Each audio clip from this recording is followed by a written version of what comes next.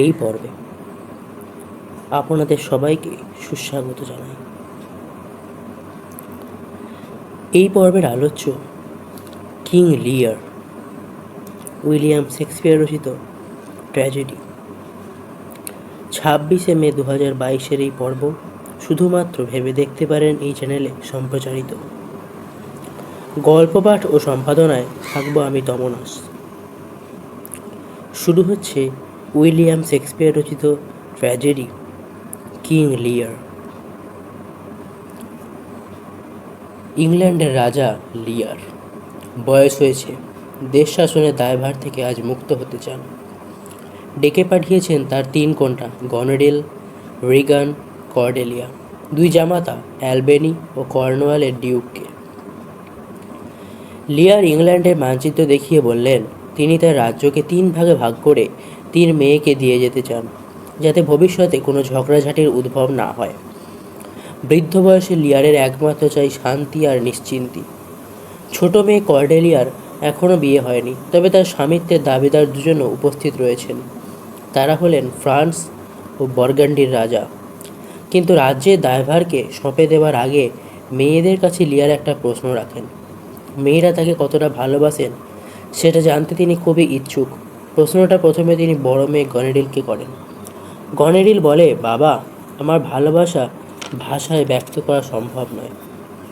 কোনো কিছু দিয়েই সে ভালোবাসার পরিমাপ করা যাবে না। সুখী সার্থক জীবন যেমন প্রিয়, আপনি তার চেয়ে অকম প্রিয় নন। আপনার প্রতি আমার ভালোবাসা সব সীমা পরিসীমার ঊর্ধ্বে। খুশি হন লিয়ার। গনেরিলকে দেন তার রাজত্বের বন, নদী, উপত্যকা সমৃদ্ধ সুন্দর এক অংশ। সেই অংশ তাকে ও ডিউক অব অ্যালবেনিকে চিরস্থায়ী সম্পদ হিসেবে দেওয়া হয়। এরপরে লিয়ার তাকালেন মেজ মেয়ে রেগ্যানের দিকে। রেগ্যান সঙ্গে সঙ্গে বলে, আমি আমার দিদির মতো এক ধাতুতে তৈরি। সে যেন আমার মনের কথাগুলি প্রকাশ করেছে। আমি আরও বলবো যে আপনার প্রতি আমার যে ভালোবাসা, তার সঙ্গে আর সব কিছুর শত্রুতার সম্পর্ক। আপনার ভালোবাসার মধ্যেই আমার যা কিছু মূল্য।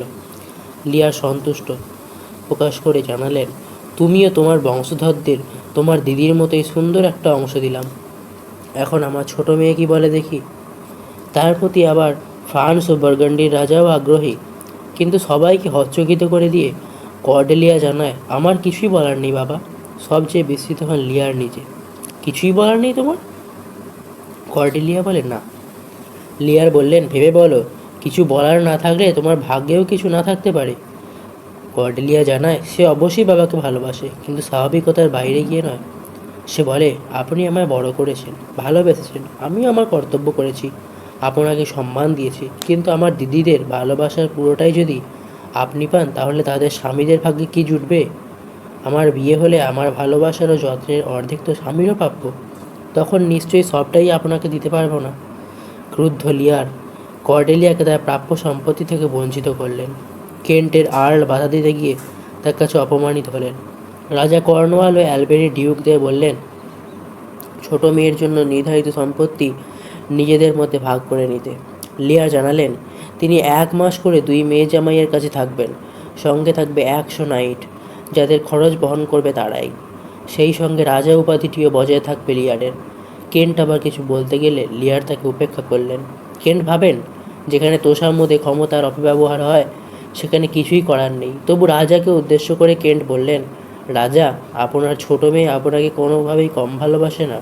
তার নিচু কণ্ঠস্বর তার মনের গভীরতাকেই প্রকাশ করে মাত্র। ফল উল্টো হয়। লিয়ার চিৎকার করে ওঠেন, কেন্ট, প্রাণে বাঁচতে চাও তো চুপ করো।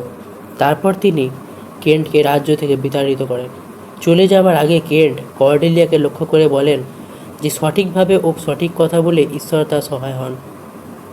তারপর রেগ্যান ও গনেরিলকে বলেন, তোমরা যেন তোমাদের বড় বড় কথায় মর্যাদা রাখতে পারো। গ্লস্টারের অধিপতির সঙ্গে আসেন ফ্রান্স ও বার্গান্ডির রাজা। লিয়ার প্রথমে বার্গান্ডিকে জিজ্ঞাসা করেন, এখন কর্ডেলিয়া তো আমার কাছ থেকে কিছুই পাবে না।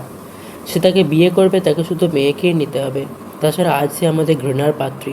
এখনও কি আপনি তাকে গ্রহণ করতে ইচ্ছুক? বার্গান্ডির রাজা স্পষ্ট করে বলেন, এই পরিস্থিতিতে তার পক্ষে সিদ্ধান্ত বদলাতে হচ্ছে। লিয়ার এবার ফ্রান্সের রাজাকে বলেন, আমি আপনাকেও বলবো না যে আমি নিজেই যাকে ঘৃণা করছি তাকে পছন্দ করতে, বরং আপনি অন্য কোনো যোগ্য প্রার্থীর সন্ধান করতে পারেন। কিন্তু তাকে অবাক করে ফ্রান্সের রাজা অন্য কথা বলেন।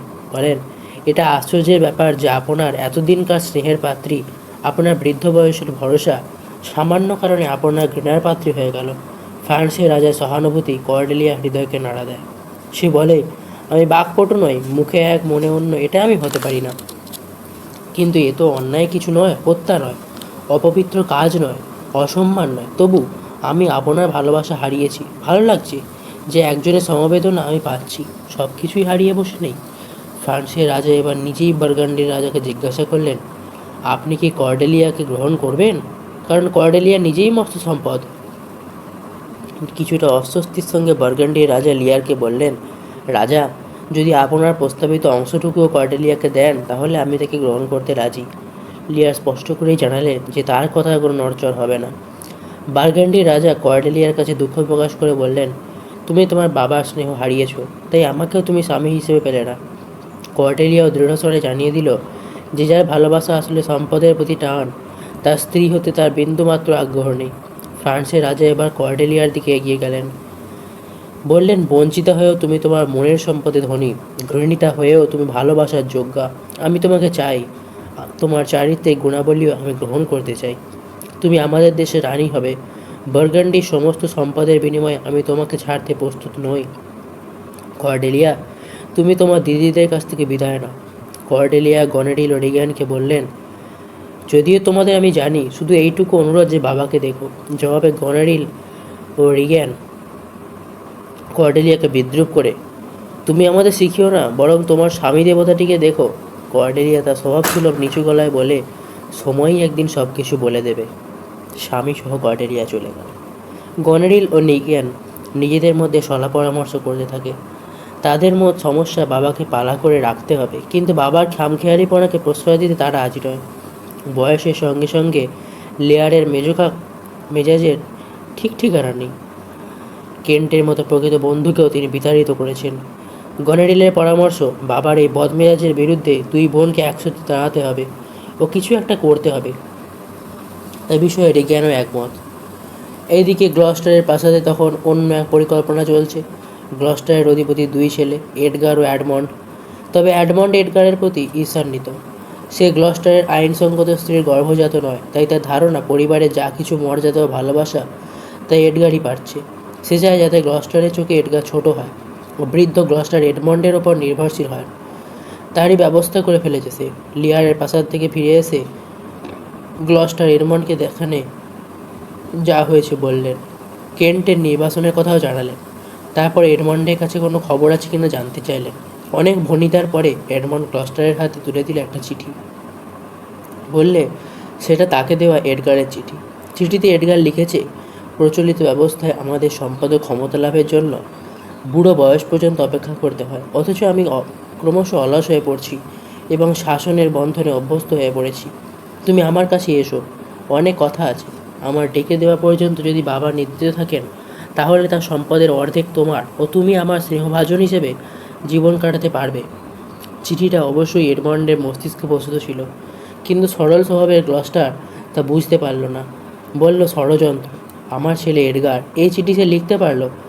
এডমন্ড কিন্তু সতর্ক বিড়ালের মতো ধীরে ধীরে চিগোতে চায়। বলে, বাবা, এডগার নিশ্চয়ই মন থেকে ওই চিঠি লেখেনি, তা সে যাই লিখুক না কেন। হয়তোবা ভাইয়ের মন যাচাই করতেই এই চিঠি। এই ধরনের কাজে কোনো ইঙ্গিতও সে কখনো দেয়নি। তবে হ্যাঁ, এডগারের একটা অভিমতের কথা সে জানে।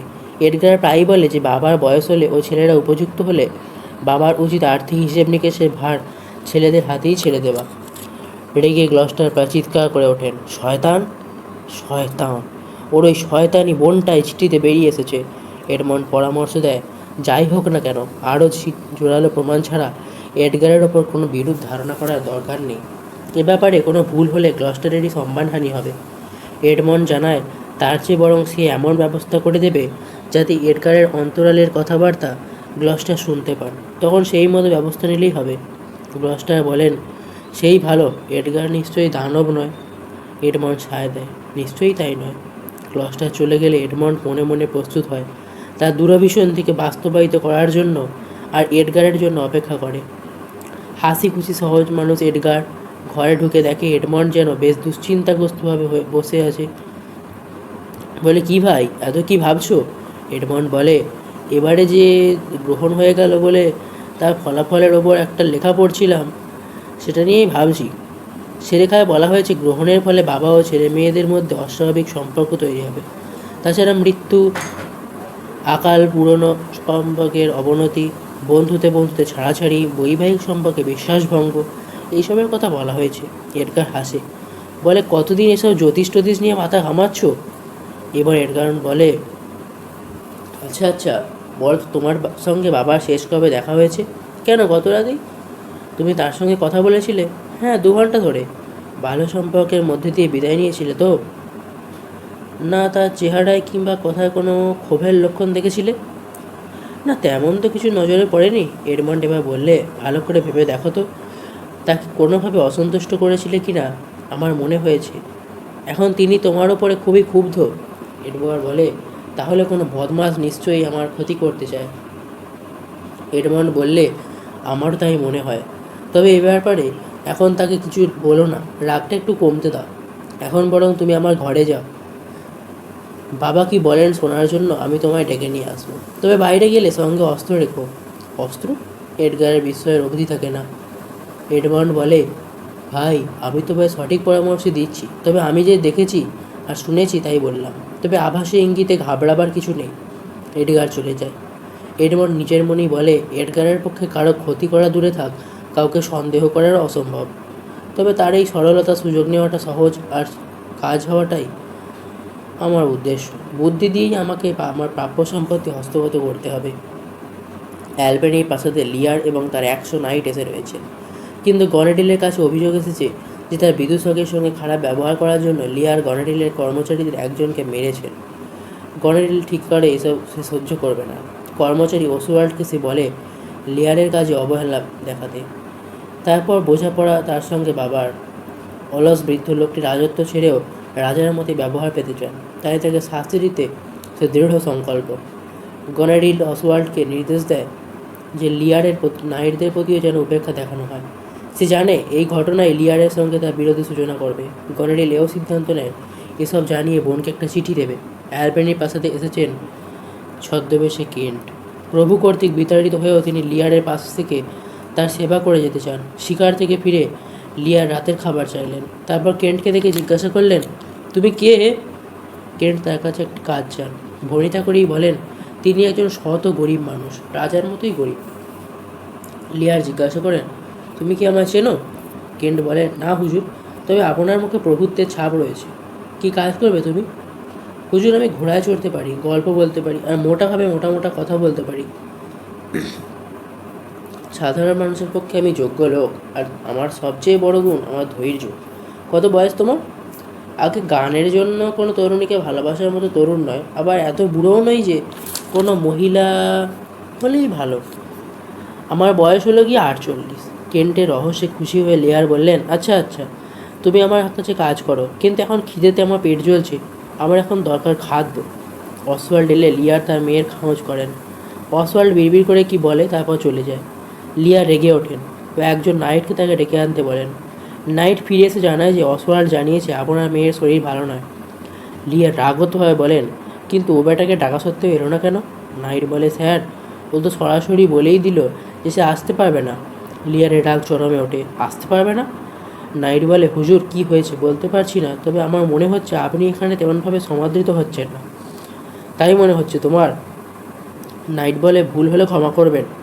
আপনার ওপর কোনো অন্যায় হলে চুপ করে থাকাটা সমীচীন হবে বলে আমার মনে হয় না। লিয়ার বললেন, কথাটা আমারও মনে হয়েছে, তবে নিজেরই বোনের ভুল ভেবে আমি সেটা নিয়ে খুব একটা মাথা ঘামাইনি।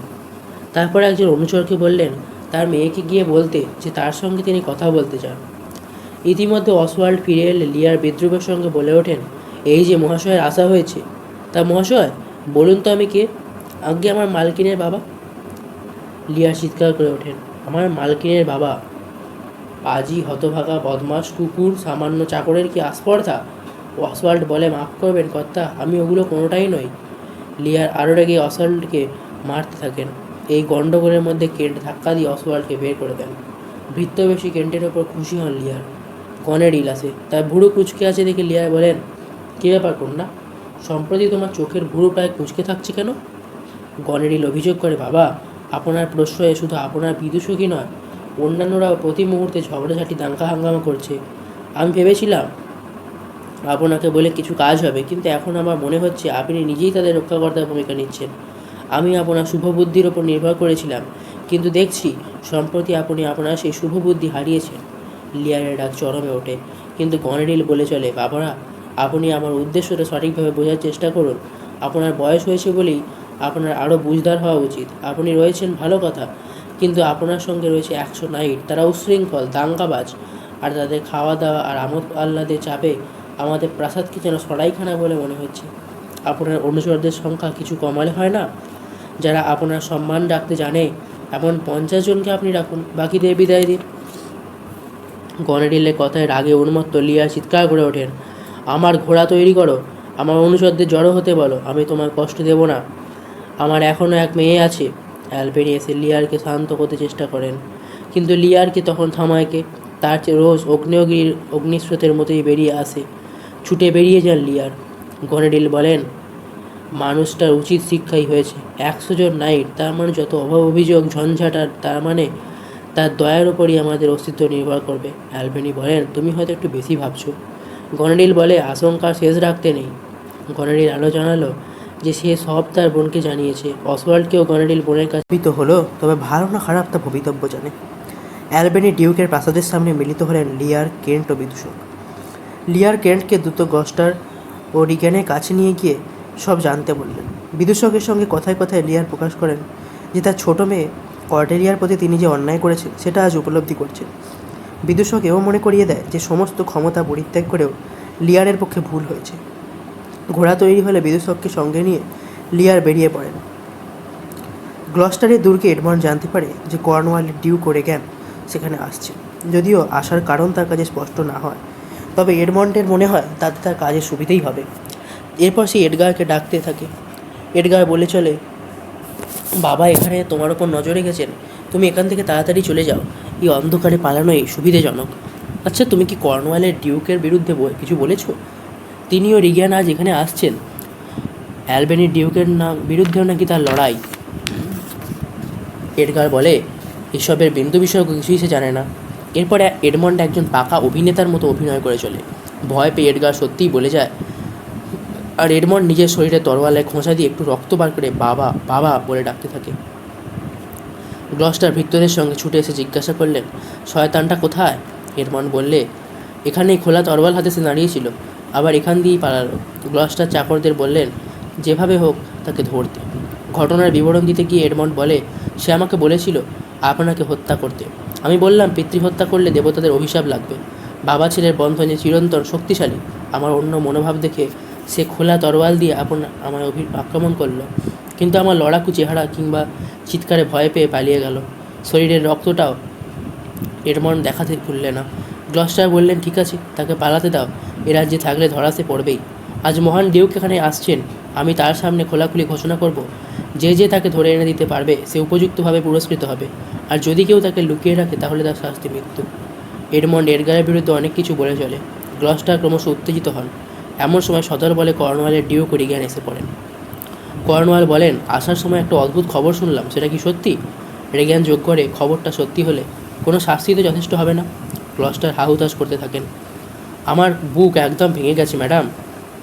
রিগ্যান জিজ্ঞাসা করে, আচ্ছা, এডগার কি বাবার ওই মারকুটে নাইটগুলোর সঙ্গে মেলামেশা করতো? জানি না, আমার কপালটাই মন্দ। এডমন্ড ব্যাপারটা ধরে নিয়ে বলে, হ্যাঁ ম্যাম, ওই দলে ছিল। রিগ্যান বলে, তাহলে আশ্চর্য কিছু নয়, সঙ্গত সে স্বভাব নষ্ট। আজই আমি দিদির কাছ থেকে খবর পেয়েছি যে বাবা ওর ওই 100 অনুচর সমেত আমার বাড়ি আসছেন, আর তাই শুনে প্রাসাদ বন্ধ সন্ধ করে আমরা এখানে চলে এসেছি। এবার কর্নওয়াল এডমন্ডকে বলে, শুনলাম তুমি তোমার বাবার রক্ষাকর্তার ভূমিকা নিয়েছো। এডমন্ড সবিনয়ে জানালো, সে তো তার কর্তব্য। গ্লস্টার জানিয়ে দিতে ভোলেন না যে তাকে রক্ষা করতে গিয়ে এডমন্ড জখমও হয়েছে। কর্নওয়াল জানতে চাইলেন এডগারের পেছনে ধাওয়া করা হয়েছে কিনা। হয়েছে শুনে বললেন, তাকে পেলে বরং আমার কাছে পাঠিয়ে দিন, যাতে সে আর কোনোদিনও আমার ক্ষতি করতে না পারে। এডমন্ডের দিকে ফিরে তিনি বললেন, এডমন্ড, আজ থেকে তুমি হলে আমাদের একান্ত বিশ্বাসভাজন, আমাদের আপনজন। এডমন্ড আবার বিনয়ের সঙ্গে জানালো, আপনাদের সেবায় আমি সব সময় আছি। কর্নওয়াল এবার গ্লস্টারকে বললেন, আপনি হয়তো জানেন না, কেন আমরা আপনার কাছে এসেছি? আমরা আপনার উপদেশ ও পরামর্শ চাই। বাবা ও গণেডিল দুজনেই আমাদের লিখেছেন, কিন্তু ওই চিঠিতে দুরকম কথা। দুজনের কাছ থেকে কয়েকজন মৃত দূত আমাদের কাছে এসেছে। তাই আমার আপনার মতো প্রাজ্ঞ প্রবীণ শুভাকাঙ্ক্ষীর পরামর্শ চাই। গ্লস্টার বললেন, নিশ্চয়ই। এদিকে কেন্ট আর অসওয়াল্ড দুজনে একসঙ্গে এসে পড়েছেন গ্লস্টারের দুর্গের সামনে। বিরোধী পক্ষের দূত হওয়ায় সামান্য কারণে তাদের মধ্যে ঝগড়া শুরু হলো। কেন্ট অসওয়াল্ডকে মারতে শুরু করেন, আর অসওয়াল্ড মেরে ফেললো বলে চিৎকার জুড়ে দেয়। সবাই ছুটে আসেন। গ্লস্টার ও কর্নওয়াল চেঁচিয়ে ওঠেন, অস্ত্রশস্ত্র নিয়ে এসব কী হচ্ছে? রেগ্যান বলে, এরা গণেডিল ও রাজার কাছ থেকে এসেছে। গণেডিল জিজ্ঞাসা করেন, তা তোমাদের মধ্যে ঝগড়াঝাটি কিসের? জবাবে অসওয়াল্ড বলে, বলবো কি স্যার, আমার দম বন্ধ হয়ে আসছে। আর কেন্ট ঘুরিয়ে ফিরিয়ে যা বলেন তা কারো পক্ষেই সহজবোধ্য হয় না। কর্নওয়াল কেন্টকে লক্ষ্য করে বলেন, ওই বুড়ো পাগল নাকি? কিন্তু কেন্টের গোলমেলে কথাবার্তা চলতেই থাকে। তার বাচালতায় ক্রুদ্ধ কর্নওয়াল বলেন, আমাদের বোন রাজার যে শ্রেণীর অনুচরদের কথা বলেছেন, এ বেটা তাদেরই একজন। একে উচিত শিক্ষা দিতে হবে। তাকে সেখানে খুঁটির সঙ্গে বেঁধে রাখার ব্যবস্থা হয়। গ্লস্টার অনুরোধ করেন শাস্তি না দিতে, কারণ রাজা খারাপ ভাববেন। কর্নওয়াল বলেন, সে আমি বুঝবো। আর রিগ্যান বললে, তার লোকের ওপর এই বাচালটার হামলা গণেডিল আরও খারাপ চোখে দেখবে। সুতরাং কেন্টকে দুর্গের দরজার বাইরে খুঁটির সঙ্গে বেঁধে রাখা হলো। সবাই চলে গেলে গ্লস্টার অবশ্য কেন্টের কাছে দুঃখ প্রকাশ করে জানালেন যে ডিউকের কাছে আবারও তার শাস্তি মকুবের আবেদন করবেন। কিন্তু কেন্ট তার স্বভাবসিদ্ধ ভঙ্গিতে বললেন, দোহাই, ওটা করবেন না। অনেকটা রাস্তা এসেছি, আমি খানিকটা ঘুমোবো। বাকি সময়টা মুখে শীষ দেবো, আর কাল সকালে আপনাকে সুপ্রভাত জানাবো। গ্লস্টার আমতা আমতা করে চলে গেলেন। সূর্যের আলোয় কেন্ট কর্ডেলিয়ার কাছ থেকে পাওয়া একটা চিঠি পড়তে লাগলেন। তারপর ঘুমিয়ে পড়লেন। এদিকে এডগার পালিয়ে বেড়াচ্ছে। কোনো জায়গায় তার কাছে নিরাপদ নয়। তার পরনে ভিক্ষুকের পোশাক, চেহারাও সেই রকম। কখনো গ্রামের মানুষের সঙ্গে, কখনো পাগল যাযাবরদের সঙ্গে, কখনো বা সাধুসন্তদের সঙ্গে এখানে সেখানে ছন্নছাড়ার মতো ঘুরে বেড়াচ্ছে একটু নিরাপত্তার খোঁজে। গ্লস্টারের দুর্গের সামনে এসে উপস্থিত হলেন লিয়ার সঙ্গে বিদূষক। কেন্টকে খুঁটি বাঁধা দেখে লিয়ার প্রথমে বিশ্বাসই করেন না যে তার মেয়ে জামাই তার নিজের লোকের এই দুরবস্থা করেছে। কেন্টের মুখের সব শোনার পরে বোঝাপড়ার জন্য রাজা ভেতরে গেলেন। কেন্ট ও বিদূষক বাইরে অপেক্ষা করেন। লিয়ার ও গস্টার আবার বাইরে এলেন। লিয়ার উত্তেজিত, মেয়ে জামাই তার সঙ্গে দেখাই করেনি, তারা নাকি অসুস্থ, ক্লান্ত। গ্লস্টার বোঝাবার চেষ্টা করেন যে ডিউকের মেজাজি এমনই, বড় একগুঁয়ে। কিন্তু লিয়ারের রাগ তার স্বভাব অনুযায়ী চরমে। তিনি গ্লস্টারকে আবার হুকুম করেন যে কর্নওয়ালের ডিউক ও তার স্ত্রীর সঙ্গে তিনি কথা বলবেন, তাদের ডাকা হোক। গ্লস্টার বললেন, স্যার, খবর তো পাঠিয়েছি। খবর পাঠিয়েছো? কথাটার মানে বোঝো তুমি? রাজা চক্রতে বলতে থাকেন। রাজা কথা বলতে চান ডিউকের সঙ্গে, স্নেহশীল বাবা কথা বলতে চান তার মেয়ের সঙ্গে, তাদের তিনি কাজের দায়িত্ব দেবেন, এসব তারা জানে। বদমেজাজি ডিউক। তাকে বলো আচ্ছা থাক। আর হয়তো শরীর ভালো নেই। শরীর ভালো না থাকলে মনও ভালো থাকে না। তবু অস্থির রাজা আবার তাদের খবর দিতে বলেন যে এখনই তিনি তাদের সঙ্গে কথা বলতে চান। তারা যদি না আসে, লিয়ার বললেন, আমি তাদের ঘরের সামনে গিয়ে ড্রাম বাজাবো যতক্ষণে তাদের ঘুম মরণে পরিণত হয়। একটু পরেই কর্নওয়াল, রেগ্যান, গ্লস্টার ও অন্যান্যরা এলেন। রেগ্যান বললে, মহামান্য রাজাকে দেখে খুশি। এবার লিয়ার আসল কথায় আসেন।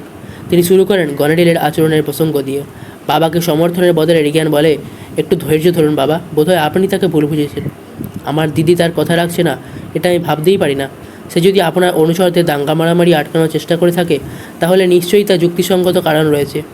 লিয়ার ঝাঁকিয়ে ওঠেন, চুলে যাক সেসব। রেগ্যান বোঝাতে থাকে, বাবা, আপনার বয়স হয়েছে, এখন মেজাজ শোভা পায় না। বরং আপনারাই এখন তার কথা শুনে চলা উচিত। তাতে আপনার রাজ্য ভালোভাবে চলবে। আপনি বরং দিদির কাছে ফিরে যান ও বলুন যে আপনি তার প্রতি অন্যায় করেছেন। লিয়ার হতাশার সঙ্গে বলেন, আমি তার কাছে ক্ষমা চাইব। তারপর হাঁটু গেড়ে বসে রেগ্যানকে বলেন, আমি বরং তোমার কাছে আমার পোশাক, বিছানা আর খাদ্য প্রার্থনা করছি। রেগ্যান বলে, অনেক হয়েছে, এসব কায়দা কানুনের দরকার নেই। আপনি দিদির কাছেই ফিরে যান। উঠে পড়ে লিয়ার গলা চড়িয়ে বলেন, কখনোই না। সে আমার লোকজন অর্ধেক কমাতে বলেছে, সাপের মতোই আমাকে আঘাত করেছে, তার ওপর স্বর্গের অভিশাপ নেমে আসুক। কর্নওয়াল বাধা দিলেন, থামুন, আপনি থামুন। কিন্তু লিয়ার সাপসাপান্তি করতে থাকেন। রেগ্যান বলে, রেগে গেলে আপনি তো আমাকেও তো এইভাবে অভিশাপ দিতে থাকবেন? লিয়ার যেন হঠাৎ নরম হয়ে যান। না রিগান, না, তোমাকে অভিশাপ দেব না। তোমার কোমল স্বভাব কোনোদিনই তোমাদের কণ্ঠ হতে দেব না। তোমার স্নিগ্ধ চোখ তো তার মতো জ্বলে না, বরং মনে আরাম এনে দেয়। তুমি তো আমার লোকেদের সংখ্যা কমাতে বলবে না। তুমি তো বাবা মেয়ের স্বাভাবিক বন্ধন, সেটা জানো। সৌজন্য, কৃতজ্ঞতা সবই তো তোমার মধ্যে আছে। রাজ্যের অর্ধেক যে আমি তোমায় দিয়েছি, সেও তো তুমি ভোলোনি। লিয়ারের এই আবেগকে রেগ্যান মন্তব্য করে, তবু ভালো। এমন সময় বাজনার আওয়াজ পাওয়া যায়। রেগ্যান বলে ওঠে, নিশ্চয়ই দিদি এসেছে, এখনই এসে পড়বে। অসওয়াল্ড আসে। তাকে দেখে তেলে বেগুনে জ্বলে ওঠেন লিয়ার। এই সেই লোক যে তার প্রশ্রয়ে মাথায় উঠেছে। তুমি আমার চোখের সামনে থেকে দূর হও, গনারিল বলে। লিয়ার সেদিকে নজর না দিয়ে রিগানকে প্রশ্ন করলেন, তুমি নিশ্চয়ই আমার লোকের খোঁটার সঙ্গে বাঁধনি? গনারিলের দিকে ফিরে বললেন, আমার এই দাড়ির দিকে তাকাতে তোমার লজ্জা হচ্ছে না? তারপর এবার রিগানকে বললেন, তুমি ওর হাত ধরে বাইরে নিয়ে যাও। গনারিল প্রশ্ন করে, আপনার হাত ধরে নয় কেন? আমি কী এমন অপরাধ করেছি? আপনি আপনার পাকা চোখে আমার সব কিছুই বেঠিক দেখছেন। লিয়ারের মেজাজ শক্ত মেয়ে চড়ে থাকে। তুমি চুপ করো। তারপর আবার জিজ্ঞাসা করেন, আমার লোককে বেঁধে রাখা হলো কেন? কর্নওয়ালে বেড়ে এগিয়ে এলেন। আমি করেছি, তার জন্যে তার ঔদ্ধত্যই দায়ী। তুমি তুমি করেছো? লিয়া চিৎকার করে ওঠেন। রিগান প্রসঙ্গ বদলে বলে, বাবা, আপনি এই মাস শেষ হওয়া পর্যন্ত দিদির কাছে থাকুন। অর্ধেক লোককে ছাঁটাই করে দিন, তারপর আমার কাছে আসুন। দেখছেন না এখন আমি নিজেই বাড়ির বাইরে? এখানে আপনার দেখাশোনা হবে কিভাবে? বাড়ি ফিরে যাবো আর 50 জন লোককে ছাঁটাই করে দেবো। লিয়ারের গলায় যেন হতাশার সুর। বলেন, তার চেয়ে বরং আমি নেকড়ে কিংবা পেঁচার সঙ্গে ঘুরে বেড়াবো। ফ্রান্সের রাজা যে কোনো যৌতুক ছাড়াই ছোটো মেয়েকে গ্রহণ করেছে, তাকেও তো আমি সিংহাসন দিতে পারতাম। কর্নেলিয়ার কাছে ফিরে যাব। অসওয়াল্ডকে দেখিয়ে লিয়ার বলেন, তার চেয়ে বরং আমাকে ওই লোকটাকে জোদাস হতে বলো। গনারিল বলে, সেটা আপনার ব্যাপার। লিয়ার গনারিলকে উদ্দেশ্য করে বলতে থাকেন, আমাকে পাগল করে দিও না, আমি তোমাকে কষ্ট দেবো না। বিদায়, যেদিন লজ্জা পাওয়ার দিন আসবে সেদিন নিজে লজ্জিত হবে। ততদিন পর্যন্ত আমি ধৈর্য ধরতে পারবো। আমি রিগানের সঙ্গে থাকবো, আমিও আমার 100 নাইট। রিগান বলে, না বাবা, সেটা ঠিক হবে না। আমি এখনও আপনাকে দেখাশোনার জন্য প্রস্তুত নই, ফলে আপনার যথোপযুক্ত সম্বোধন হবে না। তার চেয়ে আপনি দিদির কথা শুনুন, আপনি যে বুড়ো হয়ে যান সেটা বুঝুন। এটা তুমি কি বললে? আমি ঠিকই বলছি, 50 জন লোক কম কি? তার চেয়ে বেশি আপনার দরকারই বা কেন? একটা বাড়িতে এত লোকের থাকাও তো সম্ভব ব্যাপার। গনারিল বলে, কেন, আমার লোকজনেরা কি আপনার দেখাশোনা করতে পারে না? রিগান দিদির হয়ে সাফাই গায়, পারবে না কেন? আর যদি তারা কোনো খারাপ ব্যবহার করে তাদের সামলাবার জন্য তো আমরা আছি। তবে আমার কাছে এলে কিন্তু আপনাকে 25 জনকে নিয়ে আসতে হবে, এর বেশি কারো জায়গা হবে না। লিয়ার হতাশার চরমে পৌঁছেছেন। কিন্তু আমি তো তোমাকে সবই দিয়েছি। রিগান উত্তর দেয়, তখন আপনার মেজাজ ভালো ছিল তাই দিয়েছে। তোমাকে তো আমি আমার অভিভাবক বলে মেনে নিয়েছি। আমার শর্ত তো কেবল একটাই ছিল, সে ওই 100 জন লোক, সে জায়গায় 25। রিগান, তুমি আমার এই কথা বললে? রিগান বললে, আমি আবারও বলছি, আমার কাছে তার বেশি নয়। হায় ভগবান, লিয়ারের গলা আর্তনাদের মতো শোনায়। আমি এই পাজিদের সব দিয়ে বসে আছি। গনারিলের দিকে তাকিয়ে রাজা বলেন, আমি তোমার সঙ্গেই যাব। তবু তো 50, 25-এর দ্বিগুণ। এবার গনারিলের বক্তব্য, আপনার 25 কিংবা 10 কিংবা 5-এ কি এসে যায়? সেখানে আপনাকে দেখাশোনার জন্য দ্বিগুণ লোক রয়েছে। রিগান যোগ করে, একজনেরই বা কী দরকার? লিয়ার যেন খেপে ওঠেন, হায় ভগবান, আমাকে সহ্য করার শক্তি দাও। দেবতারা এই হতভাগ্য বৃদ্ধ মানুষটির দিকে তাকিয়ে দেখো। মেয়েদের উদ্দেশ্য করে তিনি বলেন, আমি তোমাদের দুজনের ওপরই এমন প্রতিশোধ নেব যে সমস্ত পৃথিবী। তোমরা ভাবছো আমি কাঁদবো? না, কাঁদবো না, যদিও কাঁদার সম্পূর্ণ কারণ রয়েছে। ও বিদূষক, আমি পাগল হয়ে যাব। লিয়ার দুর্গ ছেড়ে বেরিয়ে যান। পেছনে পেছনে যান গ্লস্টার, কেন্ট ও বিদূষক। ইতিমধ্যে বাইরে প্রবল ঝড় শুরু হয়েছে। কর্নওয়াল বলেন, চলো ভেতরে যাই, ঝড় আসছে। রিগান যেন নিজেকে অপরাধের গ্লানিমুক্ত করার জন্যই বিড়বিড় করে বলে, এই বাড়িটা ছোট, ওই বৃদ্ধ আর তার দলবল এখানে কিভাবে থাকবে? গনারিল বলে, ও তো বাবার নিজের দোষ, তার মূর্খতার ফলটা তাকেই বুঝতে হবে। রেগান বলে, আমি তাকে খুশি মনেই নিতে রাজি আছি, কিন্তু ওরা একজন লোককেও নয়। গনারিল বলে, আমিও তো তাই বলি। গ্লাসটা ফিরে এলেন, বললেন, রাজা ভীষণ রেগে গেছেন। কর্নওয়াল জিজ্ঞাসা করলেন, তিনি যাচ্ছেনটা কোথায়? ঘোড়ার খোঁজ করছেন, কিন্তু কোথায় যাচ্ছেন জানি না। কর্নওয়াল বলেন, সবচেয়ে ভালো হচ্ছে যেখানে যাচ্ছেন যেতে দেওয়া। গনারিল যোগ করে, তাকে থাকতে বলা দরকার নেই। ক্লাস্টারের বিবেক কিন্তু অশান্ত। তিনি বললেন, রাতের অন্ধকার নেমে আসছে, জোর হাওয়া বইছে। তাকে শেষ করতে না দিয়ে রিগান বলে, আপনি দুর্গের দরজা বন্ধ করে দিন। তার অনেক দুর্দান্ত লোক রয়েছে, তারা তাকে কী পরামর্শ দেবে কে জানে। এরপর রাজা লিয়ারের শেষ বয়সে শুরু হয় অপরিসীম কষ্ট সহ্যের পালা। প্রচণ্ড ঝড়ের মধ্যে রাজা এখানে সেখানে ঘুরে বেড়ান। রাতের বেলা আশ্রয় নেন কোনো পরিত্যক্ত কুটিরে কিংবা গুহাকন্দরে, যেখানে বন্য পশুরাও আশ্রয় নিয়ে থাকে। রাজার সঙ্গে রয়েছে কেবল বিদূষক। কেন্ট প্রাকৃতিক দুর্যোগের মধ্যে রাজার কাছ থেকে বিচ্ছিন্ন হয়ে পড়েছেন।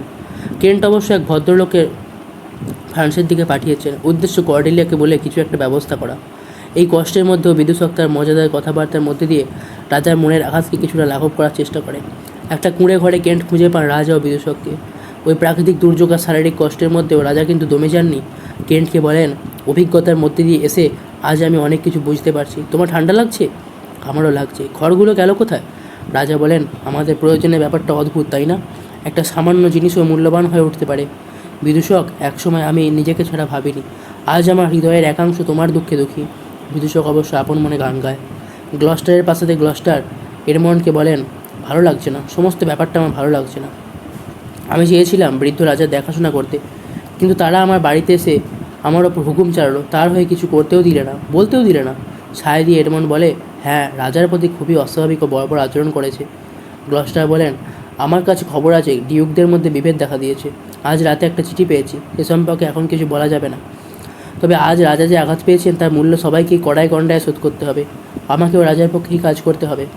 তুমি বরং ডিউকের সঙ্গে কথাবার্তা চালিয়ে যাও, যাতে আমার রাজাকে দেখাশোনার ব্যাপারটা তার নজরে না পড়ে। যদি তিনি আমার খোঁজ করেন, বলবে আমি অসুস্থ শুয়ে আছি, মরলেও আমি আমার প্রাক্তন মনিবের কষ্ট লাঘব করব। রাজার খোঁজে গ্লস্টার রওনা দিলেন। খোলা প্রান্তরে একটা কুটিরের সামনে এসে উপস্থিত হন লিয়ার, কেন্ট ও বিদূষক। কেন্ট বলেন, দুর্যোগের হাত থেকে বাঁচতে গেলে আজ রাতটা এখানেই কাটাতে হবে। কেন্ট রাজাকে কুটিরের ভেতরে যেতে অনুরোধ করেন। লিয়ার বলেন, তুমি ভাবছো এই ঝড় আমায় ক্ষতি করবে, কিন্তু যেখানে ভিতরের আঘাতটা বড়, বাইরের এই ছোটো আঘাতটা তেমন করে গায়ে লাগে না। না, আমি কাঁদবো না, তবে এই রাতে আমি বাইরেই থাকবো, সহ্য করব। ও ফ্রিগ্যান, গনেরিল তোমাদের বৃদ্ধ দয়ালু সরল বাবা তোমাদের সবই দিয়ে দিয়েছে, আর সেটাই হয়েছে পাগলের মতো কাজ। কেন্ট রাজাকে আবার ভেতরে যেতে অনুরোধ করেন। রাজা বিদূষককে বললেন, তুমি আগে ভেতরে গিয়ে বিশ্রাম নাও, তারপর আমি ঘুমাবো। বিদূষক ভেতরে যায়। লিয়ারের গলায় তখন সম্পূর্ণ নতুন এক উপলব্ধি প্রকাশ পায়। তিনি বলেন, দরিদ্র নগ্ন মানুষ তোমরা যেখানেই থাকো, এই নিষ্করুণ ঝড় থেকে কী করে নিজেদের বাঁচাবে? মাথার উপরে যাদের ছাদ নেই ও যারা অভুক্ত, এই নির্ধারণ সময়ে তারা কীভাবে বেঁচে থাকে, আমি তো একদিন ভাবিনি এসব। আজ নিজে এই একই অবস্থায় পড়ে উপলব্ধি করতে পারছি। যে কুটিরের ভেতরে বিদূষক চলে গিয়েছিল, সেখানেই পাগলের বেশে আশ্রয় নিয়েছিলেন এডগার। এখন তার পরিচয় টম। টমকে দেখে বিদূষক ভয় পেয়ে গেল, বেরিয়ে এলো। কেন্ট ঘরে ঢুকে পাগল বেশি এডগারকে দিয়ে বেরিয়ে আসে। লিয়ার তাকে জিজ্ঞাসা করেন, তুমি কি তোমার সব কিছু মেয়েদের দিয়ে দিয়েছো? তা না হলে তোমার এই হাল কেন? এডগার পাগলের ভূমিকা অভিনয় করে। লিয়ার আবার জিজ্ঞাসা করেন, ওসব মেয়েরাও কি ওকে এই অবস্থায় এনে ফেলেছে নাকি গো? তুমি কি নিজের জন্য কিছুই রাখোনি, সবই দিয়েছো? বিদূষক জবাব দেয়, না না, কম্বলটাও নিজের জন্য রেখে দিয়েছে, তা না হলে আমাদের লজ্জায় ফেলে দিত। লিয়ার বলেন, এখন সব কিছু খারাপ যা বাতাসে ভেসে বেড়াচ্ছে, সবই ওই মেয়েদের জন্যে। কেন্ট বললে, ওর কোনো মেয়ে নেই হুজুর। লিয়ার তবে মেয়েদের দোষারোপ করে পাগলের মতো বকতে থাকেন। বেশ বোঝা যায় যে মানসিক দিক থেকে লিয়ার সুস্থ নন, এর কারও পাগলামি করে। বিদূষক বলে, এই ঠান্ডা রাত আমাদের সবাইকে বোকা আর পাগল করে দেবে। একটা মশালার হাতে গ্লস্টার আসেন।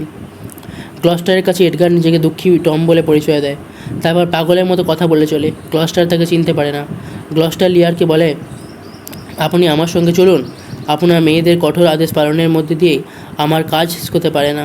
তাদের নির্দেশে দুর্গের দরজা বন্ধ রয়েছে, তার উপর এই দুর্যোগপূর্ণ রাত, তবু আমি আপনাকে নিতে এসেছি। যেখানে খাবার আর আগুন দুই আছে, এমন জায়গায় আপনাকে রাখতে চাই। লিয়ার তখন অপ্রকৃতিস্থ, বলে ওঠেন, ও আচ্ছা আচ্ছা, আমি তাহলে ওই দার্শনিকটির সঙ্গে প্রথম কথা বলি। বলো দেখি, বজ্রপাতের কারণ কি? কেন্ট বলেন, হুজুর, উনি যা বলছেন শুনুন, আপনি ওর সঙ্গে যান। কিন্তু কার কথা শুনে? লিয়ার আর এডগারের পাগলামি চলতেই থাকে। গ্লস্টার বললেন, রাজাকে কি দোষ দেওয়া যায়? মেয়েরা ওর মৃত্যু চেয়েছে। কেন্ট তো ভালো লোক, নির্বাসিত। এই কষ্ট এসবে আমি প্রায় পাগল হবার জোগাড়। আমার এক ছেলে, সেও সম্পত্তি অতি সম্পত্তি আমার প্রাণ নিতে চায়। আমি তাকে ভালোবাসতাম। সত্যি বলতে কি আমি একটা ভেঙে পড়েছি। আর কি ভয়ঙ্কর রাত। গ্লস্টার রাজাকে আবার তার সঙ্গে যেতে অনুরোধ করেন। গ্লস্টারের পাশাতে কর্নওয়াল জেনে ফেলেন যে গ্লস্টার তার আদেশ না মেনে রাজার খোঁজে গেছেন। তিনি রাগে অগ্নিশর্মা হয়ে বলেন, আমি এর প্রতিশোধ নেব। এডমন্ড আমতা আমতা করে বলে, আবহাওয়ার কথা ভেবেই হয়তো উনি আপনার কথা। কর্নওয়াল চাপা গলায় বলেন, এখন আমি বুঝেছি যে সবটাই তোমাদের ভাইয়ের দোষ নয়, যে সে তার বাবার মৃত্যু চেয়েছে। গ্লস্টারের নিজের দোষও রয়েছে। এবার এডমন্ড অন্য চাল চালে, যেন ভাজা মাছটি উল্টে খেতে জানে না। এভাবে বলে, আমারই দোষ যে আমি ন্যায় পথে চলি।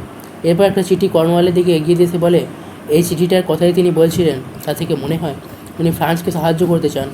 তারপরে গলার স্বর পাল্টে ফেলে এডমন্ড, আমি তো সেসবে কিছুই বিন্দু বিসর্গ জানি না। এই চিঠির বক্তব্য যদি সঠিক হয়, তাহলে তো এখন আপনার অনেক ঝামেলা। কর্নওয়াল বললেন, সত্যি বা মিথ্যে যদি যাই হোক না কেন, এর ফলে তুমি এখন থেকে গ্লস্টারের আর তোমার বাবা কোথায় খুঁজে বার করো, যাতে আমরা তার ব্যবস্থা নিতে পারি। এডমন্ড ভাবে, বাবাকে যদি রাজার পাশে পাওয়া যায়, তাহলে কর্নওয়ালের সন্দেহটা আরও জোরালো হবে। পরিবারের সঙ্গে আমার সম্পর্ক যাই হোক না কেন, কর্নওয়ালের আনুগত্য আমাকে বজায় রেখে যেতে হবে। কর্নওয়াল বলেন, এডমন্ড, তোমরা আমার ওপর বিশ্বাস করো, তুমি আমার কাছে বাবার মতোই ভালোবাসা পাবে। গ্লস্টারের দুর্গের বাইরে একটা ছোট্ট বাড়িতে রাজার থাকার ব্যবস্থা করেন গ্লস্টার। বলেন, অন্তত খোলা মাঠে থাকার চেয়ে তো ভালো। আর রাজার আরামের জন্য যতটা পারি করব। কেন্ট বলেন, দেবতারা আপনাদের দয়ার পুরস্কার দেবেন। গ্লস্টার তখন চলে গেল, একটু পরে আবার ফিরে আসেন। কেন্টকে বললেন, তুমি তাকে ধরে নিয়ে এসো। আমি শুনেছি তার প্রাণনাশের চেষ্টা হচ্ছে। আমি ব্যবস্থা করছি। তাকে নিয়ে চলে যাও ডোভারে। সেখানে সমাদর নিরাপত্তা দুই পাবে।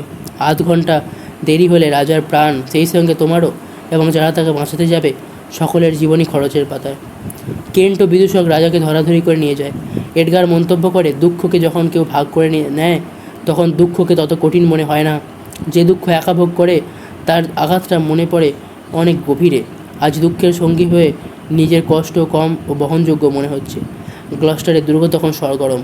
জোর আলোচনা চলছে। কর্নওয়াল গনারিলকে বলেন, দ্রুত একটা চিঠি পাঠাতে। ফ্রান্সের সেনাবাহিনী ইতিমধ্যেই ইংল্যান্ডের মাটিতে পা রেখেছে। বিশ্বাসঘাতক গ্লস্টারকেও খুঁজতে বার করতে হবে। রিগ্যান বললে, ওই লোকটাকে এখনই ফাঁসিতে ঝোলানো হবে। গনারিল বলে, ওর চোখ দুটো ওপরে নেওয়া হবে। কর্নওয়াল বলে, গ্লস্টারের ব্যবস্থা আমার ওপর ছেড়ে দিও। এডমন্ড বরং থাকুক আমার দিদিদের সঙ্গে। তার বাবার ওপর যে প্রতিশোধ আমরা নিতে চাই বাধ্য, সেটা ওর পক্ষে দেখাটা ঠিক হবে না। অসওয়াল্ড এসে জানালো যে গ্লস্টার ধরা পড়েছে ও তিনি জানিয়েছেন যে লিয়ার কয়েকজনের সঙ্গে ডোভার রওনা হয়েছেন, যেখানে তার নাকি তার বন্ধুর অভাব হবে না। কর্নওয়ালের আদেশে গ্লস্টারকে 2-3 জন নিয়ে আসে। রিগ্যান বলে, ওঠে, ওই যে অকৃতজ্ঞ শিয়ালটা আসছে। কর্নওয়াল ভৃত্যদের বলেন, ওর হাত দুটো শক্ত করে বাঁধো। গ্লস্টার বললেন, আপনারা আমার অতিথি বন্ধু, আপনারা নিশ্চয়ই আমার ওপর কোনো অন্যায় করবেন না। জবাবে কর্নওয়াল আরও শক্ত করে তাকে চেয়ারের সঙ্গে বাঁধতে হুকুম দিলেন। রিগ্যান গ্লস্টারের দড়ি উপরে থাকে। গ্লস্টার চিৎকার করেন, ঈশ্বরের দোহাই, ওভাবে ওই দড়ি উপরানোটাই মোটেই ভালো হচ্ছে না। রিগ্যান বললে, দাড়ি এত সাদা অথচ এখনও বিশ্বাসঘাতকতা। গ্লস্টারের রসবোধ এখনও অটুট। বললেন, দুষ্টু মেয়ে, তুমি আমার গাল থেকে যে দাড়ি ছিঁড়েছ সেটা তো আবার গজিয়ে যাবে, আর তখন সেটা তোমার দিকে তাকিয়ে মুচকি মুচকি হাসবে, আর আমায় বেঁধে রাখলে তোমাদের যত্ন করবো কেমন করে? কর্নওয়ালের জেরা শুরু হয়। ঠিক আছে স্যার, এখন বলুন তো, ফ্রান্সের কাছ থেকে সম্প্রতি আপনি কী চিঠি পেয়েছেন? তিনি জানতে চান বহিরাগত বিশ্বাসঘাতকদের সঙ্গে তার কি সম্পর্ক, যাদের কাছে তিনি উন্মত্ত রাজাকে পাঠিয়েছেন। রাজাকে ডোভারে পাঠানো হয়েছে শুনে কর্নওয়াল ও রিগ্যান দুজনেই জানতে চাইলেন, ডোভার কেন? গ্লস্টার উত্তর দিলেন, ওখানে তার বুড়ো বয়সের চোখ দুটো উপরে নেওয়ার মতো তোমাদের নিষ্ঠুর নখগুলো নেই বলে। রিগ্যান বললেন, তার বদলে তোমার চোখ দুটো আমি উপরে ফেলবো। সাহায্যের জন্য গ্লস্টার চিৎকার করে ওঠেন। গ্লস্টারের এক ভৃত্য ওই নিষ্ঠুর কাজে বাধা দেওয়ার চেষ্টা করে। তার তরোয়ালের আঘাতে কর্নওয়াল ভালো রকম জখম হলেন, যা পরে তার মৃত্যুর কারণ হয়। কিন্তু ইতিমধ্যে আহত কর্নওয়ালের তরোয়াল নিয়ে রিগ্যান সেই ভৃত্যকে পিছন থেকে আঘাত করে হত্যা করে। তারপর গ্লস্টারের 2 চোখ উপড়ে নেয়। গ্লস্টারের সামনে অন্ধকার নেমে আসে। তিনি এডমন্ডের খোঁজ করেন। রিগ্যান জানায়, সে তোমায় ঘৃণা করে, সেই তোমার বিশ্বাসঘাতকতার কথা আমাদের কাছে ফাঁস করেছে। সে এতটাই ভালো যে তোমার প্রতি তার বিন্দুমাত্র করুণা নেই। এই মর্মান্তিক তথ্যটি পেয়ে গ্লস্টার চিৎকার করে ওঠেন, ওফ, কী মূর্খ আমি! না বুঝে এডগারের প্রতি আমি কী অবিচার করেছি! ঈশ্বর আমায় ক্ষমা করুন। রিগ্যান ভৃত্যদের বললেন, যাও এবার এই বুড়োকে দরজার বাইরে বার করে দাও, যেন গন্ধ শুকে শুকে ডোভারে যেতে পারে। জনৈক বৃদ্ধ গ্রামবাসীর সহায়তায় অন্ধ গ্লস্টার পথ চলেন। মুখে তার অনুশোচনা হয়, এডগার, বাবার ক্রোধের সুফল তোমার ওপর বর্তালো। তোমার হাতের স্পর্শও কি আর আমি এই জীবনে পাবো? তোমাকে খুঁজে পেয়ে আমি কি আর বলতে পারবো যে আমি আমার চোখ খুঁজে পেয়েছি? সে একজন দাঁড়িয়ে আছে জেনে গ্লস্টার জিজ্ঞাসা করেন, ও কি ভিখিরি? বৃদ্ধ বললেন, পাগল, ও আমার ভিখিরিও। গ্লস্টার বললেন, গত ঝড়ের রাতে আমার তেমন একজনের সঙ্গে দেখা হয়েছিল। সে আমার ছেলের কথা মনে করিয়ে দিল। তিনি বৃদ্ধকে ওই পাগলকে ডেকে আনতে বললেন। তার আশা সে হয়তো তাকে ডোভারের দিকে নিয়ে যেতে পারে। বুড়ো অবাক হয়ে বলে, হায় কপাল, ও যে পাগল।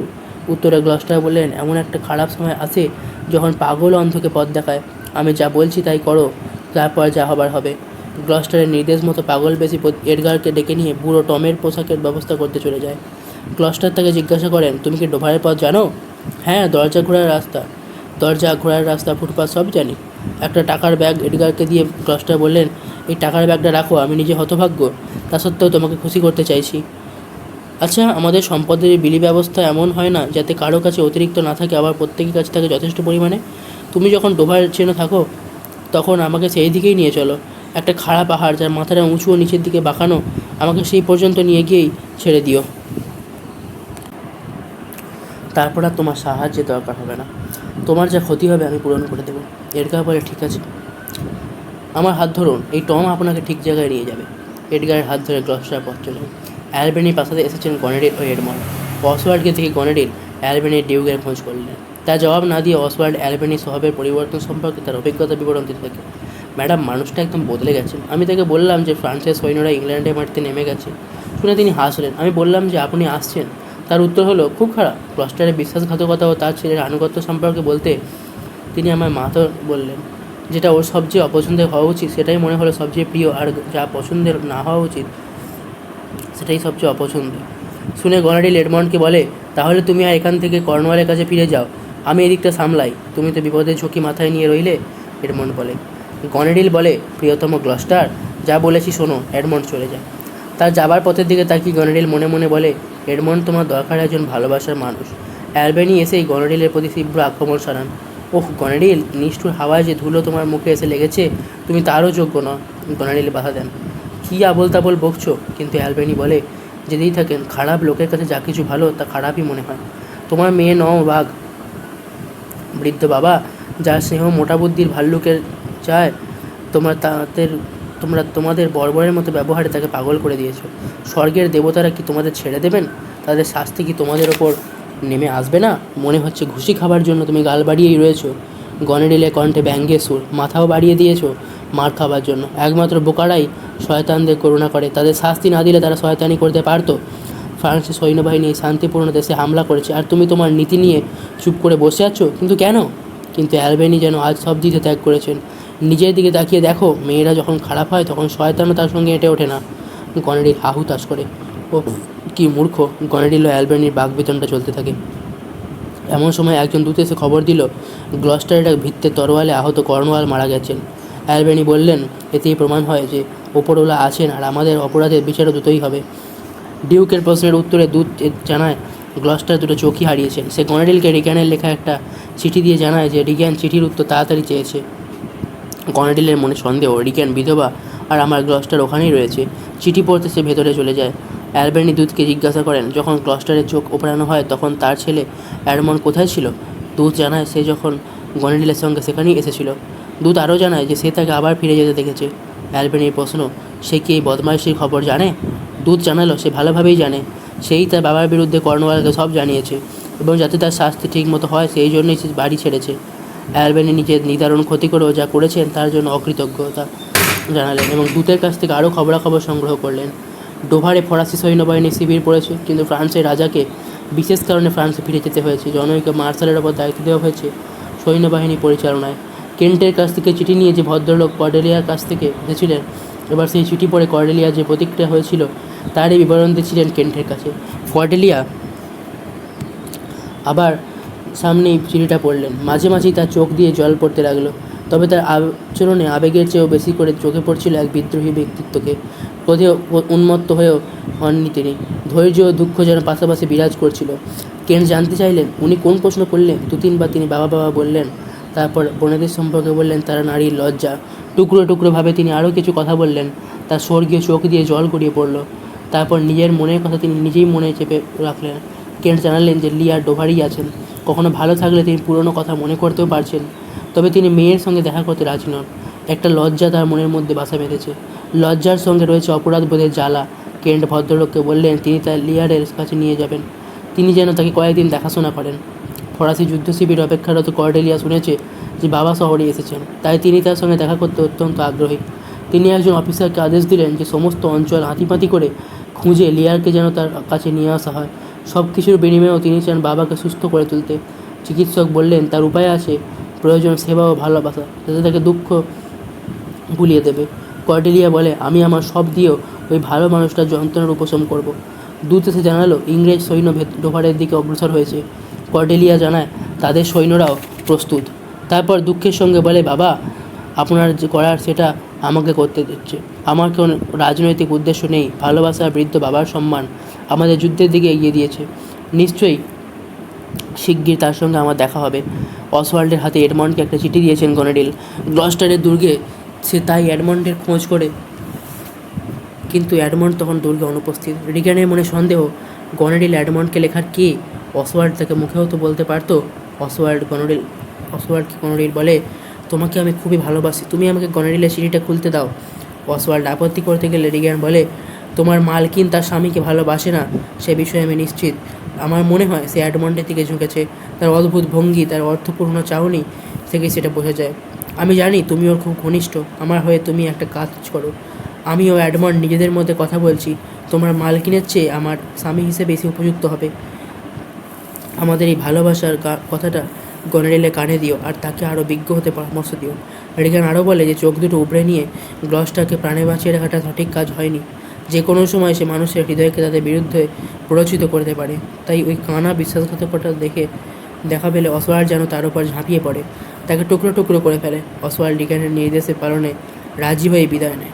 ডোবারের কাছে একটি গ্রাম, যেখানে পৌঁছেছেন গ্লস্টার ও কৃষকের বেশ অ্যাডগার। গ্লস্টার জানতে চাইলেন যে পাহাড়টার কথা তিনি বলছিলেন সেটার ওপর উঠতে আর কত দেরি।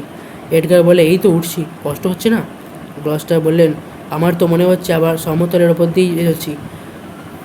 এডগার ছলনা করে, না না, খুব চড়াই। আর আপনি সমুদ্রের আওয়াজ পাচ্ছেন তো? গ্লস্টার সত্যি কথাই বলেন, না না। এডগার বোঝায়, চোখের কষ্ট হয়তো আপনারা অন্যান্য ইন্দ্রিয়েরও ক্ষতি করছে। গ্লস্টার কিন্তু খুব সজাগ, বলেন, হতে পারে, কিন্তু আমার মনে হচ্ছে তোমার গলার স্বর যেন বদলে গেছে, আর তুমি সাধারণত যে ভাষায় কথা বলো তার চেয়ে অনেক ভালো ভাষায় বলছো। এডগার প্রতিবাদ করে, না না, আমার কিছু পরিবর্তন সেটা পোশাকে। গ্লস্টার কিন্তু মানতে রাজি নন, বলেন, আমার মনে হচ্ছে তুমি অনেক ভালো ভাষা ব্যবহার করছো। এডগার অভিনয় করে।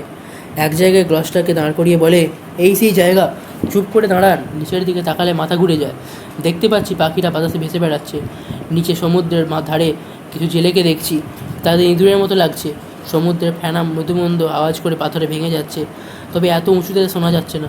আমি আর তাকাতে পারছি না, কারণ মাথা ঘুরতে পারে। এবার হয়তো গ্লস্টার বিশ্বাস করলেন, বললেন, তুমি যেখানে দাঁড়িয়েছো আমাকে ঠিক সেখানে দাঁড় করাও। এরপর এডগার গ্লস্টারের হাত ধরে একটু এগিয়ে দিয়ে বলে, খাড়া চকের পাহাড়টা ঠিক যেখানে শেষ হয়েছে তার 1 ফুটের মধ্যে আপনি দাঁড়িয়ে আছেন।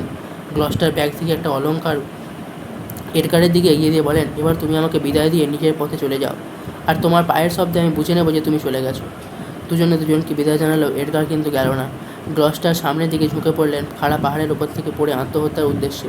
কিন্তু যেহেতু এডগার আগে থেকে গ্লস্টারের উদ্দেশ্য অনুমান করে সমতলেই তাকে ধরে দাঁড়িয়েছিল, তাই তার কিছুই হলো না।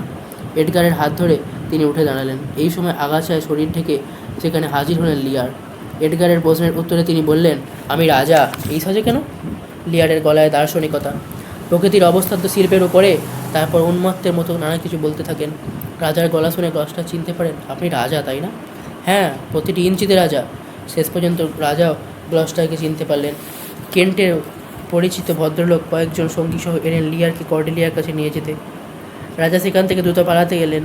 তার পিছনে পিছনে ভদ্রলোকের সঙ্গীরা ছুটলেন। এডগার ভদ্রলোককে জিজ্ঞাসা করেন, আপনি কি জানেন একটা যুদ্ধ আসন্ন?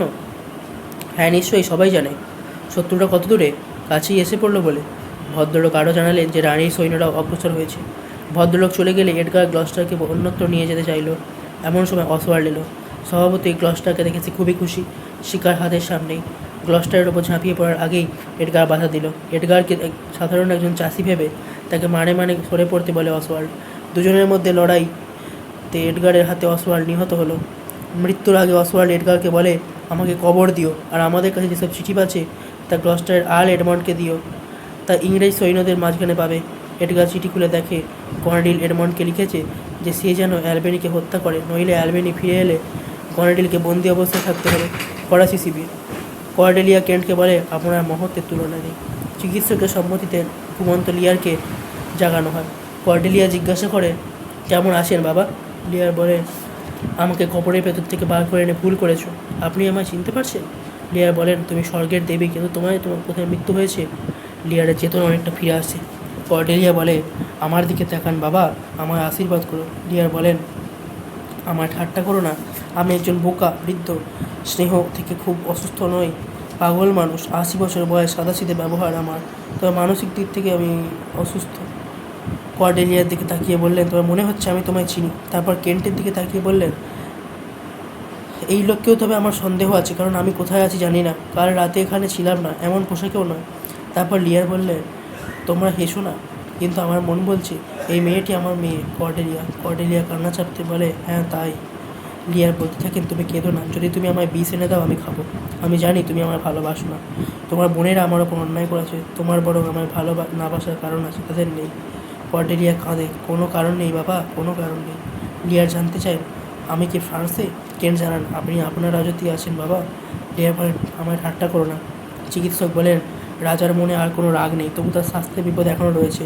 ওকে আর একটু সময় দিতে হবে। কর্ডেলিয়া রাজাকে ভেতরের দিকে নিয়ে যায়। লিয়ার তাকে বলেন, আমাকে তোমায় সহ্য করতে হবে, আমি বউকা বড় আর বোকা। সবাই ভেতরে গেল। কেন্ট ভাবেন যুদ্ধ আসন্ন, শত্রুরা দ্রুত এগিয়ে আসছে, এর এক রক্তক্ষয়ী যুদ্ধের জন্য প্রস্তুত হতে হবে। ডোভারের কাছে ইংরেজদের শিবির পড়েছে। রিগার এডমন্ডকে জানালো যে গনেরিলের স্বামীর মতিগতি অন্যদিকে চলে গেছে। সে জানতে চাইলে এডমন্ড তার দিদিকে ভালোবাসে কিনা। প্রশ্নটাকে এড়িয়ে এডমন্ড জানায় যে সে তাকে সম্মান করে। রিগান বলে সে গনেরিলকে কখনো সহ্য করবে না। তারপর এডমন্ডকে অনুরোধ করে তার সঙ্গে মেলামেশা করো না। এডমন্ড বলে, ভয় পেও না, আমি তার এবং তার স্বামী ডিউক দুজনের থেকে তফাতই থাকবো। অ্যালবেনি গনেরিলের সৈন্যরা শিবিরে এলেন।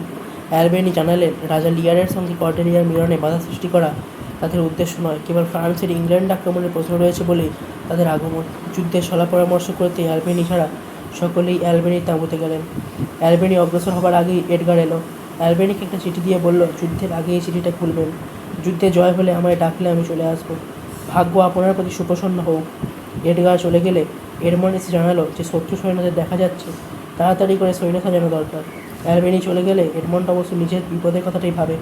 দুই বোনকেই সে ভালোবাসে বলে কথা দিয়েছে, আবার দুজনের ওপরেই দুজনেরই জোর কিনছে। এখন সে কী করবে, কাকে গ্রহণ করবে? আবার এডমন্ড দুজনের কাউকেই ভালো বলে মনে করে না। এডমন্ড ভাবে বিধবাটিকে বিয়ে করলে গনেরিল রাগে পাগল হয়ে যাবে, আবার তার স্বামীটিও বেঁচে তিনি যুদ্ধ পরিচালনা করছেন। এডমন্ডের সামনে আরও সমস্যা। অ্যালবেনি লিয়ার ও কর্ডেলিয়ার প্রতি সদয়, কিন্তু যুদ্ধ শেষ হলে লিয়ার তাকে ক্ষমা করবেন না। তখন তার কী অবস্থা হবে? সে কীভাবে নিজেকে বাঁচাবে? এইসব প্রশ্ন এডমন্ডের মনে ঘোরাফেরা করে। দুই যুদ্ধ শিবিরের মাঝখানের প্রান্তরে একটি গাছের নিচে এডগার গ্লস্টারকে বসায়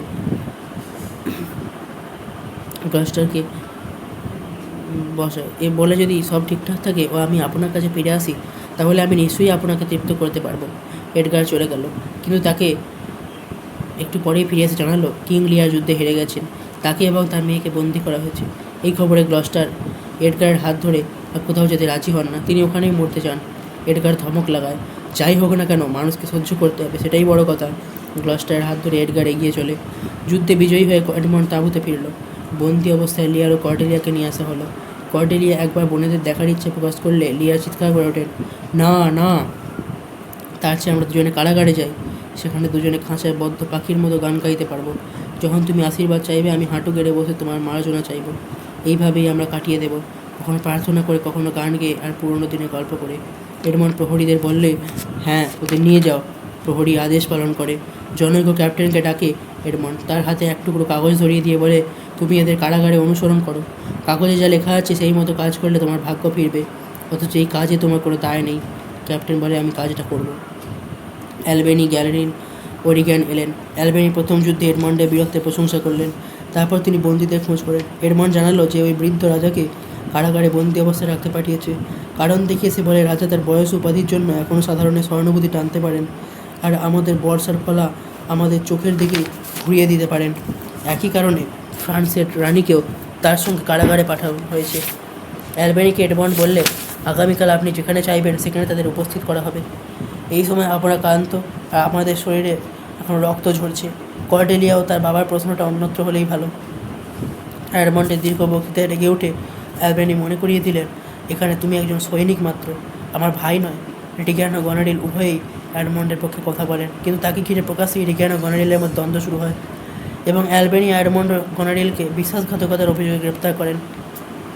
তিনি বলেন, গনারিলের প্রতি এডমন্ডের দাবি তিনি নাকচ করতেই পারেন, কারণ তিনি তার স্বামী, কিন্তু তাদের উপর আরও ঘৃণ্য বিশ্বাসঘাতকতাপূর্ণ কাজের অভিযোগ করেন অ্যালবেনি।